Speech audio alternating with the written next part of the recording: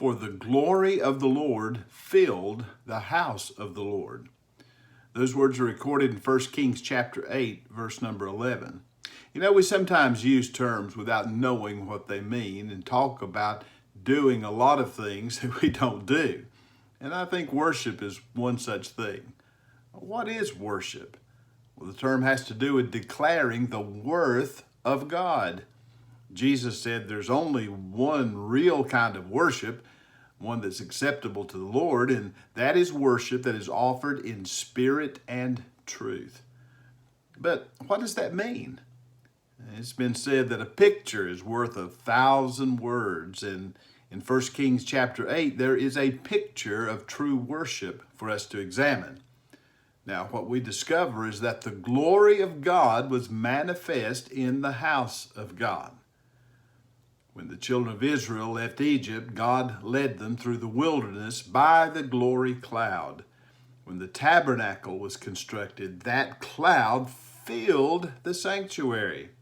Now, Solomon's temple has been built, and God's glory invades it. The glory of God is the manifest presence of God. God had been with them, but now they saw the evidence. It was in the house of God that the glory of God was experienced. Did you know that Jesus has promised that in a very special way, he would always be among those, even 2 or 3, that assemble in his name? We may not encounter his manifest presence, however, but we need that.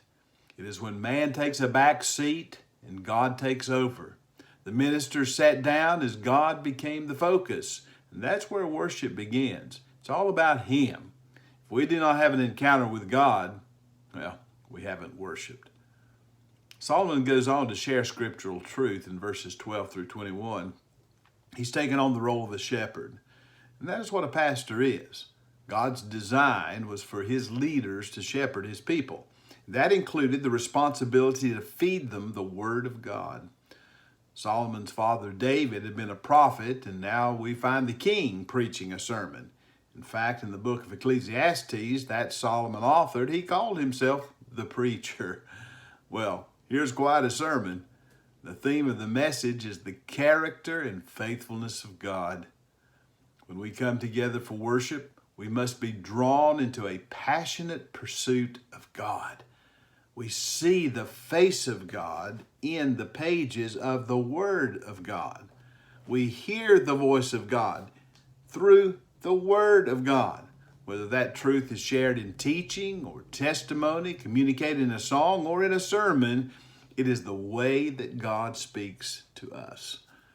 Now, God's plan for his house was that it would be a house of prayer. So what better way to dedicate the temple than with prayer? And we hear the prayer of Solomon in verses 22 through 61 in that book of 1 Kings. You know, this underscores the centrality of prayer to the worship experience. Again, this prayer was God-centered. Solomon begins by praising God for who he is and thanking him for what he's done.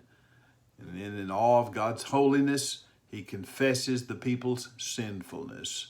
And then he prays for blessing. Now, Solomon's position was very important. With knees bowed in humility and hands raised in expectancy, he blesses the people and blesses God and shares the path to continued blessing, and that is obedience, as he references that in verses 55 to 61. You know, the proper response to God in worship is the offering of sacrifice. We see that in verses 62 through 66 and all of these sacrifices that Solomon offered that day. Now, we don't offer animals, but what the writer of Hebrews called spiritual sacrifices. Those are what we're to offer. To offer our lives up to him is the supreme sacrifice that Paul talked about in Romans chapter 12, verse 1. The outcome of worship was an expression of great joy. That's how they left the house of God that day. And shouldn't it be the same way when we walk out of the auditorium